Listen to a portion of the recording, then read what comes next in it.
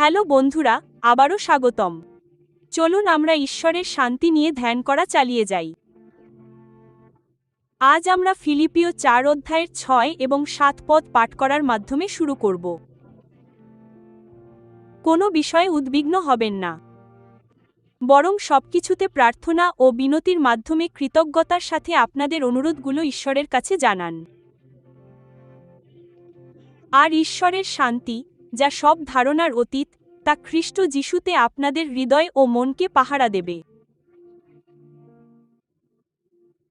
8 পদে আমাদের বলা হয়েছে যে আমাদের কী ধরনের চিন্তা করা উচিত, যা ভালো, পবিত্র এবং মহৎ। কিন্তু এই দুটি পদ থেকে ঈশ্বর আমাদের উদ্বেগ ছেড়ে দিতে আহ্বান জানাচ্ছেন।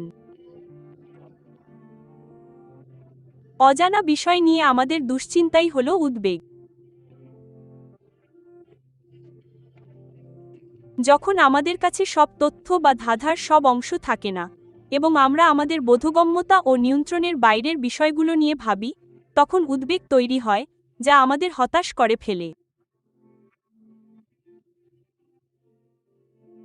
আমাদের উদ্বিগ্ন না হতে ডাকা হয়েছে, বরং আমাদের প্রার্থনা করতে ও ঈশ্বরের কাছে বিনতি জানাতে ডাকা হয়েছে। এবং এটি করার মাধ্যমে ঈশ্বরের বাক্য আমাদের প্রতিজ্ঞা করে যে ঈশ্বর আমাদের উদ্বেগের বিনিময়ে তার শান্তি দেবেন। তিনি শান্তির ঈশ্বর, জিহোবা শালোম, যিনি আমাদের এমন শান্তি দিতে সক্ষম যা এই জগৎ আমাদের দিতে পারে না। আর তাই আমাদের উদ্বেগের বিনিময়ে আমরা তার শান্তি গ্রহণ করতে পারি। কখনো কখনো শত্রু উদ্বেগ নয়, বরং দুশ্চিন্তা হয় যখন আমরা সমস্যা নিয়ে খুব বেশি ব্যস্ত থাকি। আমাদের সমস্যাগুলোকে অস্বীকার করতে বা সেগুলো নেই বলে ভান করতে ডাকা হয়নি, কিন্তু সেগুলো নিয়ে অতিরিক্ত ব্যস্ততা আমাদের সেগুলোর দিকেই মনোনিবেশ করায়। বরং আমাদের প্রার্থনা করতে ডাকা হয়েছে। হ্যাঁ, সমস্যা আছে, আমরা সেগুলো স্বীকার করি, কিন্তু আমরা এর চেয়ে বড় এক সত্যকে স্বীকার করি, আর তা হল ঈশ্বর, যিনি আমাদের জয়ী হতে সাহায্য করেন।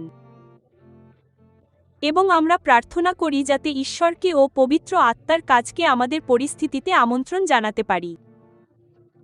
এমনকি আমরা যখন তা করি, ঈশ্বরের বাক্য আমাদের প্রতিজ্ঞা করে যে আমরা আমাদের উদ্বেগ বিনিময় করতে পারি। আমরা আমাদের দুশ্চিন্তাকে ঈশ্বরের শান্তির বিনিময়ে বদলে ফেলতে পারি, যা আমাদের হৃদয় শাসন করবে। আমরা কি একসাথে প্রার্থনা করব?